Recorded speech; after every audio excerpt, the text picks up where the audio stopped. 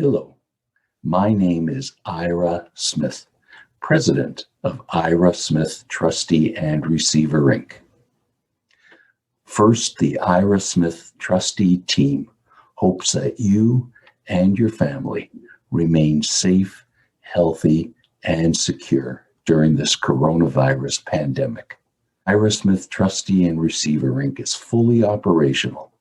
Both Brandon Smith and myself are available to answer any questions you may have. We are holding all meetings and all consultations over the telephone or video meeting. So shoot us a message, give us a phone call. We would love to hear from you. Today's Brandon's blog is about the 29-year-old forward for the San Jose Sharks who makes millions of dollars a year and who just recently had to file for bankruptcy. So Brandon's blog tells you about the Evander Kane bankruptcy and goes on to discuss why even pro athletes who have made millions and millions and millions of dollars over their career can run into trouble, and even they need to file for bankruptcy. So I hope you can watch until the end of this video, because I know you will get value from it.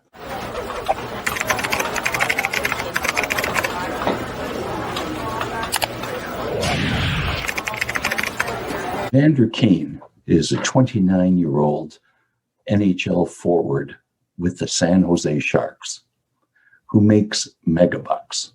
But on January 9, 2021, he had to file Chapter 7 bankruptcy in the U.S. Federal Bankruptcy Court for the Northern District of California. He stated that his assets total US $10.2 million, but that his liabilities are almost US $27 million. His assets are comprised mainly of 3 pieces of real estate, 2 homes in his hometown of Vancouver, and 1 in San Jose.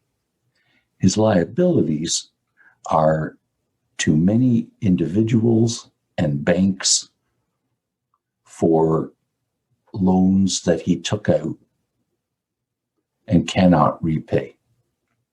And of course, he also owes the IRS for income tax. He says that he is supporting many people, his 27-year-old sister, his daughter, 2 uncles, his grandmother, his parents, and of course, himself.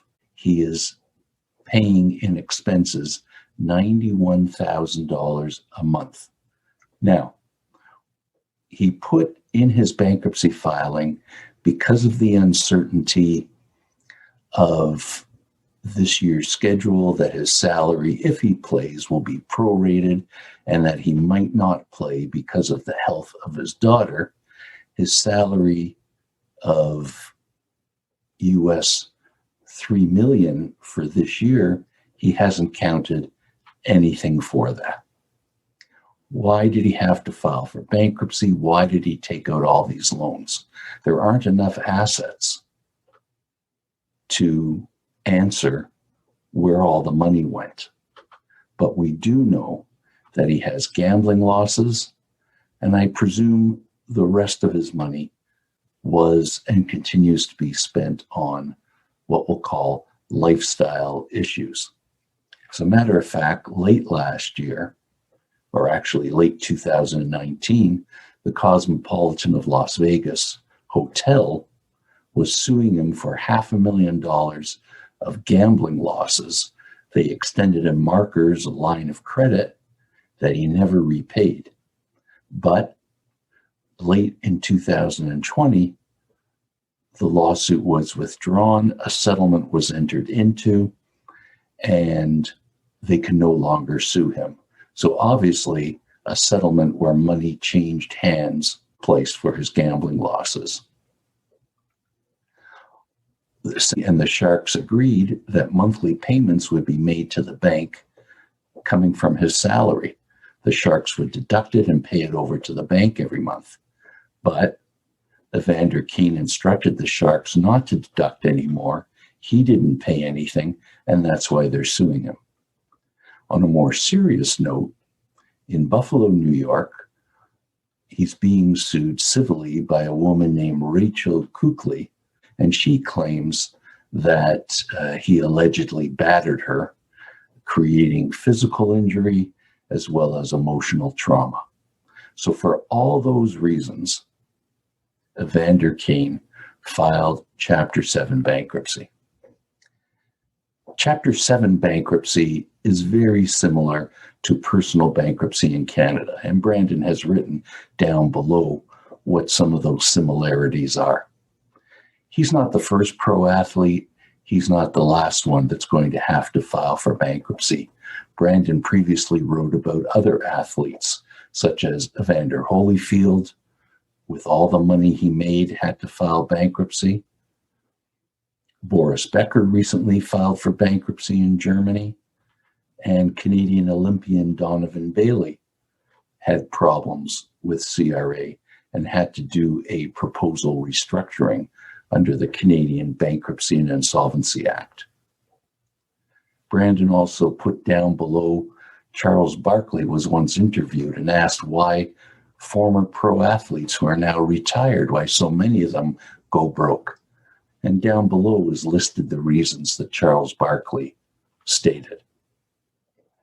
Overspending, of course. Lifestyle is a major, major issue, along with poor money management.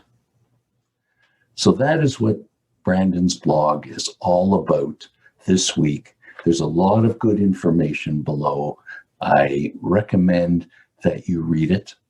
Again, the Ira Smith team hopes that you and your family are safe, healthy, and secure during this COVID-19 pandemic. Ira Smith Trustee and Receiver, Inc. is fully operational. We are holding all meetings, all no-cost consultations by telephone and video meeting. So feel free to shoot us a message, give us a phone call. Any questions you might have about this Brandon's blog or anything else, we would love to hear from you.